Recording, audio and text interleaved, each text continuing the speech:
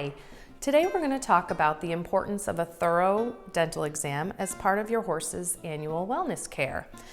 We're also going to talk a little bit about why we float horses' teeth and give you a little demonstration.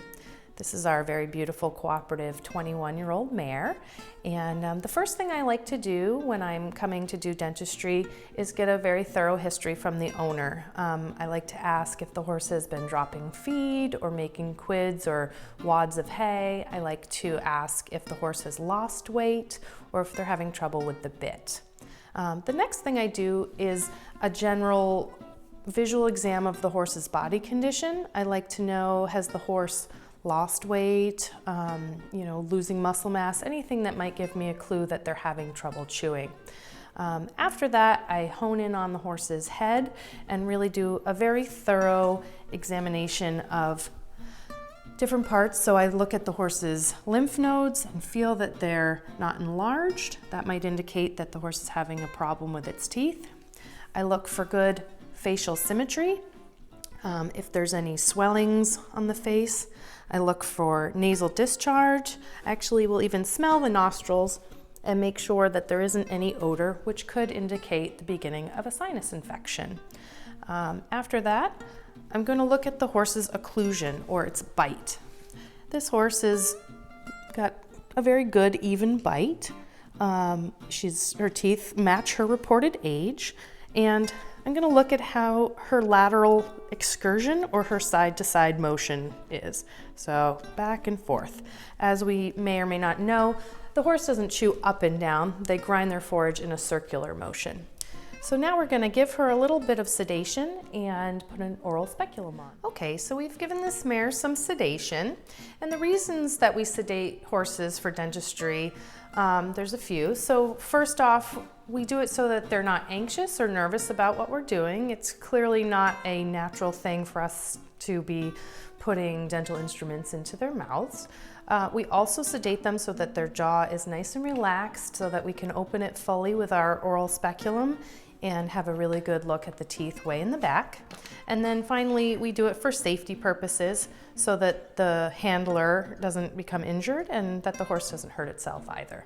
So we've rinsed her mouth out fully with water, and we're going to open the full mouth speculum and have a good look inside.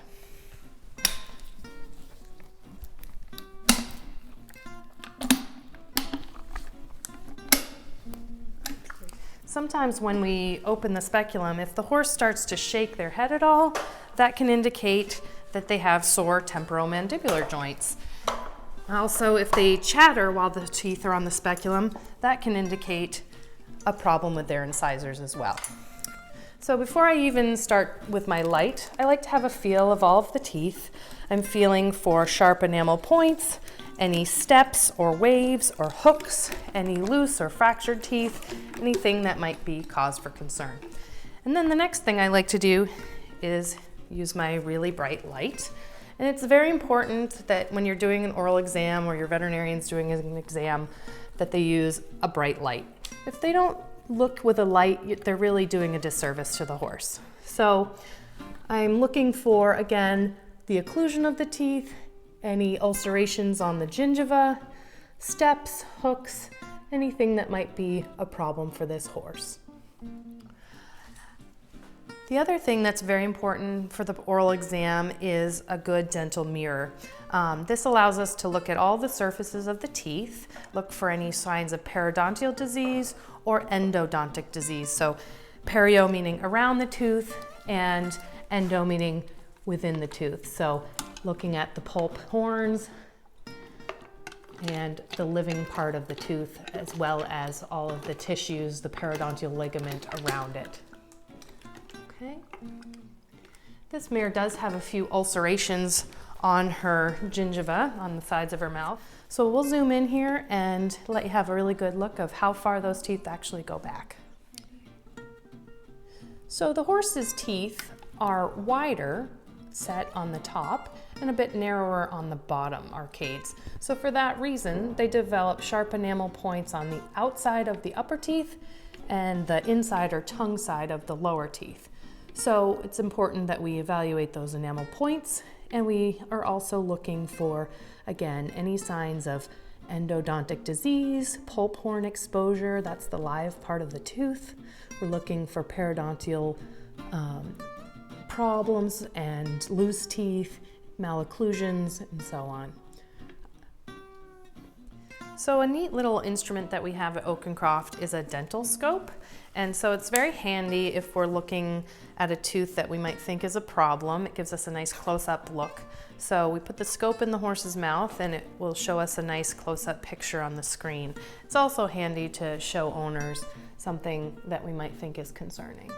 So here's a nice close-up view of two teeth side by side. The hard palate is on the right-hand side of the screen, and then we have two molars, well, premolars actually, on each side, one on the top and one on the bottom. And we're looking at all the different parts of the tooth. So the reason that we float horses' teeth, and float meaning rasp off the sharp enamel points, is a preventative measure. We're trying to prevent the teeth from being out of alignment or having uneven wear or uneven stresses on them, which in turn will help prevent them from fracturing and hopefully prevent any sort of periodontal disease, recognize and treat it early. So this is a Swiss TerraFloat. It has a rotating diamond burr and a nice light as well. It has a circular motion and it grinds, but it doesn't cut. So I can put it on my glove and my glove doesn't have a hole in it. So it's really nice. We can do a really finesse job with these and a very quick job so that the horse doesn't have to have its mouth open for a long time. So I'll just do a little demonstration of what floating looks like.